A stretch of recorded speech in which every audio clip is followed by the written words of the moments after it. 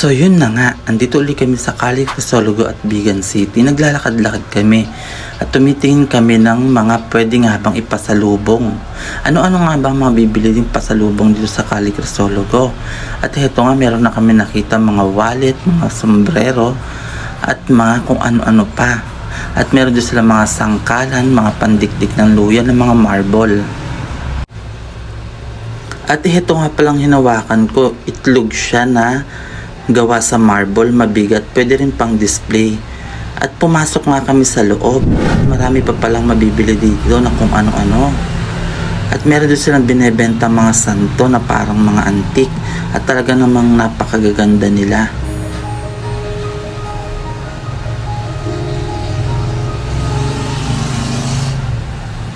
At sa gawin doon, meron pa silang iba't ibang klaseng binebenta.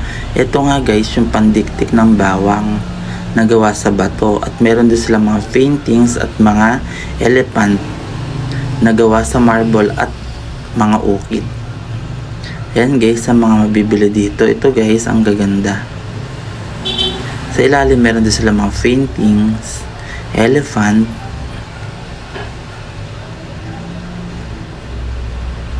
At sa taas guys, meron kang makikita mga painting na gawa sa kamay. Talaga namang ang gaganda. Maganda ipang display sa inyong mga bahay.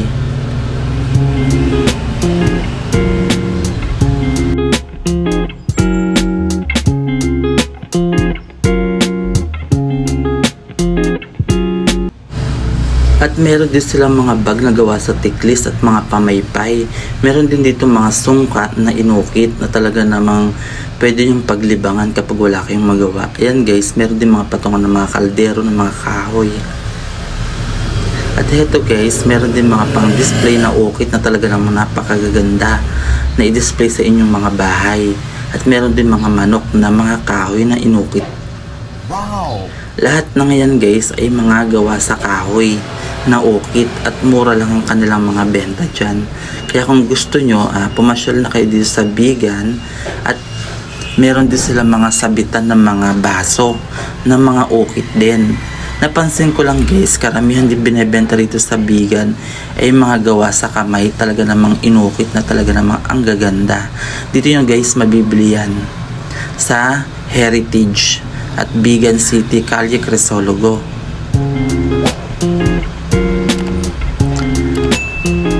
At umalis na nga kami at titingin pa kami sa iba. Habang naglalakad-lakad pala kami, binibidyo ko tong lugar para makita nyo rin ang itsura dito sa Cali, Crisologo. Yan guys, meron din mga restaurant dyan na pag nagutom kayong pwede kayong kumain. At sa gawi dun sa dulo dun, pupunta tayo. Tignan natin kung ano ang makikita sa gawi dun.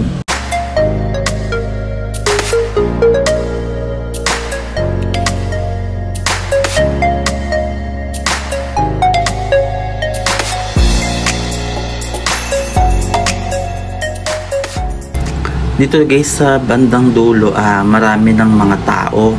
Dito sa kalagitnaan kanina onti lang ang tao, pero dito sa gawi dito ay marami ng tao. Yan guys, ang dami rin dito mabibili ng mga pangpasalubong at mga souvenir. Meron din mga pagkain, ang cute ng pusa. Yan guys, meron din sila mga binibenta mga pagkain dito.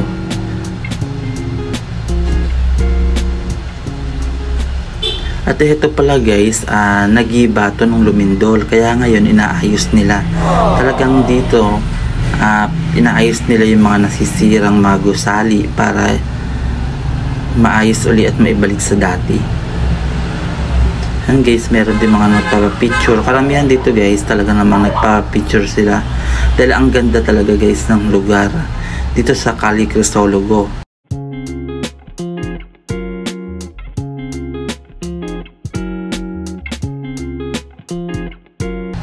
Ayun nga guys, meron ako nakikita na kalesa. Dito guys sa gawid dulo dito ay karamihan meron ng mga kalesa na may kabayo. Kasi dito guys, nag-aabang sila ng mga gustong sumakay na mga namamasyal at mga turista. Ayan guys, lapitan natin tong kalesa. Ayan guys, ang ganda ng kabayo. Mamimili ka lang dyan sa mga nakaparadang kalesa na yan kung ano ang gusto mong sakyan. At syempre, hindi libre yun, may bayad yun. Ito guys, ang ganda ng kabayo, kulay white. Yung nasa dulo naman ay kulay brown. At bumalik nga tayo at meron kasi kong napansin dun sa Gawido na talaga namang pinagkukumpulan ng mga tao. At syempre, makikimarites tayo kung ano nga ba yun. And guys, meron pala ditong manghuhula o baka naman si Madam Auri na meron siyang hawak ng mga bolang kristal na 6 na piniikot-ikot niya sa kanyang mga palad. Gaya ng pagpaikot ng jowa mo sa'yo nung niloko ka niya. Shawot!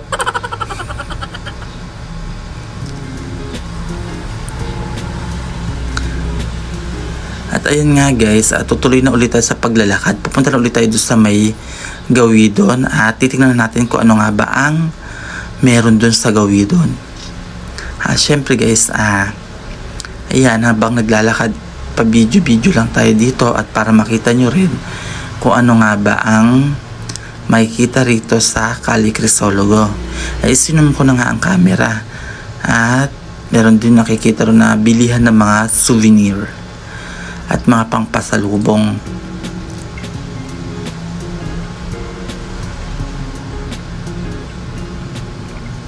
At ito nga guys, bumalik tayo dito sa may kalesa na daanan natin kanina.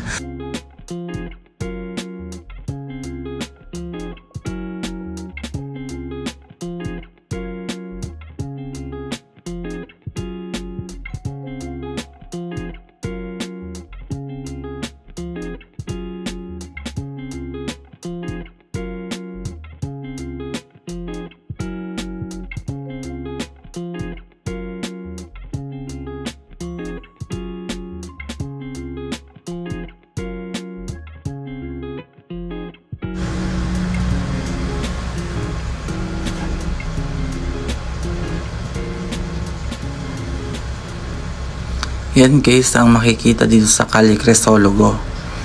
Nasa labas na tayo ng Kali Crisologo. Andito na tayo sa dulo. Karami na makikita rito guys ay mga sasakyan, mga motor. Yan, pero meron pa rin dito mga kalesa dun sa Gawidon. Tara pupuntahan natin. Guys, may mga tricycle din dito na kapag gusto nyo nang umuwi, maraming masasakyan dito. At ayun nga guys, nakikita ko na yung mga kabayong nakaparada sa Gawidon.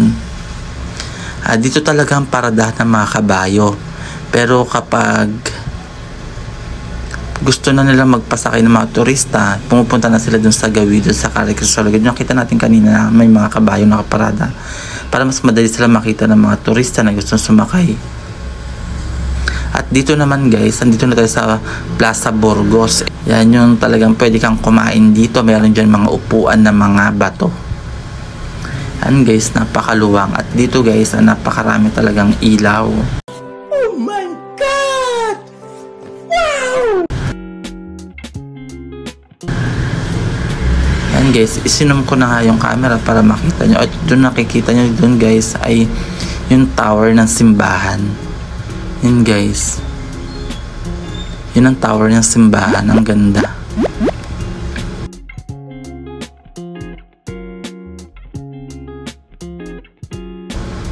Habang iniikot-ikot ko nga tong camera at talagang para makita nyo yung itsura dito sa Plaza Burgos.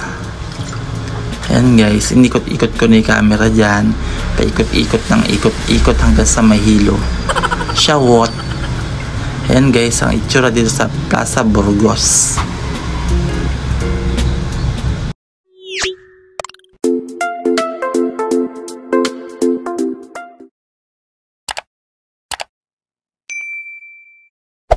Hey there.